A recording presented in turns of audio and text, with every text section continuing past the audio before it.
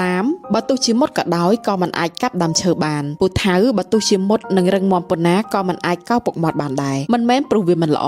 មិនមែនព្រោះវាគ្មានតម្លៃប៉ុន្តែព្រោះវាត្រូវបានបង្កើតមកដើម្បីបំពេញតួនាទីខុសៗគ្នាឧបករណ៍នីមួយៗមានគោលបំណងរបស់វាបើប្រើឲ្យត្រឹមត្រូវវានឹងបង្ហាញសមត្ថភាពបានពេញលេញប៉ុន្តែបើយកទៅប្រើខុសកន្លែងវានឹងមើលទៅដូចជាគ្មានប្រយោជន៍ទោះបីជាល្អប៉ុណ្ណាក៏ដោយមនុស្សក៏ដូចគ្នាយើងមិនចាំបាច់ពូកែដូចអ្នកណាមិនចាំបាច់ធ្វើអ្វីគ្រប់យ៉ាងឲ្យមនុស្សទាំងអស់ពេញចិត្តមនុស្សម្នាក់មិនអាចសមស្របនឹងគ្រប់តួនាទីឬពូកែគ្រប់ស្ថានភាពបានទេអ្វីដែលសំខាន់មិនមែនជាការប្រៀបធៀបខ្លួនឯងជាមួយអ្នកដទៃប៉ុន្តែគឺការយល់ដឹងខ្លួនឯងដឹងថាខ្លួនឯងសមស្របនឹងអ្វីមានសមត្ថភាពនៅចំណុចណាគួរឈរនៅទីតាំងណាហើយអ្វីដែលគួរធ្វើដើម្បីបំពេញតួនាទីរបស់ខ្លួនឲ្យបានល្អបំផុតពេលយើងឈរត្រូវកន្លែងរបស់ខ្លួនយើងមិនចាំបាច់ប្រជែងមិនចាំបាច់តូចចិត្តនិងមិនចាំបាច់សង្ស័យតម្លៃខ្លួនឯងទៀតឡើយត្រឹមតែធ្វើអ្វីដែលខ្លួនស័ក្តិសមនៅកន្លែងដែលត្រឹមត្រូវសម្រាប់ខ្លួនដោយចិត្តស្មោះនិងការខិតខំប្រឹងប្រែងត្រឹមតែប៉ុណ្ណោះយើងក៏មានតម្លៃក្នុងរបៀបរបស់យើងរួចទៅហើយ